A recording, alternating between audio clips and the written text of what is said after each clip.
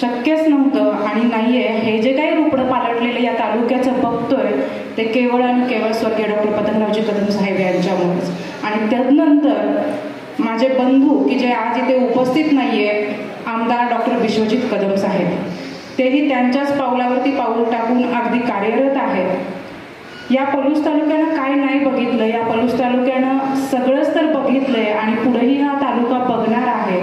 या तालुक्यावर ज्या पद्धतीनं आज इथे उपस्थित नसलेल्या किंवा आज हयात नसणाऱ्या अनेक व्यक्तींचा वरदहस्त या तालुक्यावरती राहिलेला आहे आणि इथून पुढं तुम्हा युवकांच्या खांद्यावरती या तालुक्याची जबाबदारी असणार आहे आणि त्याचंच भान राखून आपल्याला इथून पुढे कार्यरत व्हावं लागणार आहे आपल्या तालुक्याला संपन्न करण्यासाठी.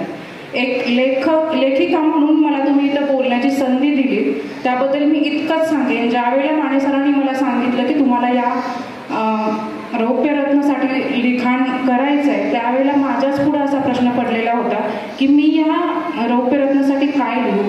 कारण पुन्हा 9-10 वर्षांचं वय होतं माझं ज्यावेळेला माझ्या तालुक्याची निर्मिती झाली आणि त्यानंतर मी सुद्धा तुमच्यासारखीच या तालुक्याची घौदौड बघत आली आहे. आणि मग त्यानंतर छोटासा प्रयत्न केला की तालुक्याबद्दल 4 शब्द मीही लिहावे आणि ते धाडस केलं आणि या रौप्यरत्नामध्ये मला लिखाणाची संधी मिळाली. मी आदरणीय माने सर तुमचे खरंच आभार मानते की तुम्ही मला यामध्ये लिखाण करण्याची संधी दिली आणि तद्वतच इथं बोलण्याची देखील संधी दिली. त्याबद्दल मी आपला सर्वांचे आभार मानते. आणि शेवटी फक्त इतकंच म्हणेन, थोडासा बदल करून म्हणते आणि धाडस करते.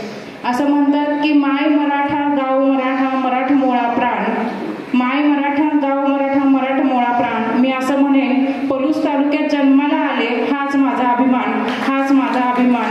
कारण भोसले साहेब आणि इथं बसलेल्या सर्वांनाच मला सांगावंसं वाटेल, साहेबांच्या कार्यकर्तृत्वामध्ये आपलं काहीतरी योगदान देता यावं हे कुठंतरी सतत मनामध्ये असायचं आणि एक भीती असायची की आपण दुसऱ्या तालुक्यात गेलो तर लग्नानंतर. आणि माझं सुदैव असं आहे की माझं सासर माहेर दोन्हीही या पलूस तालुक्यातच आहे आणि त्यामुळं मी असं म्हणते की खरंच अभिमानास्पद वाटावं, अभिमानानं सांगावं असा हा माझा पलूस तालुका आहे आणि उत्तरोत्तर याची प्रगती व्हावी आणि त्याचे साक्षीदार तुम्ही आम्ही सर्वजण व्हावे एवढीच अपेक्षा व्यक्त करते आणि थांबते. धन्यवाद.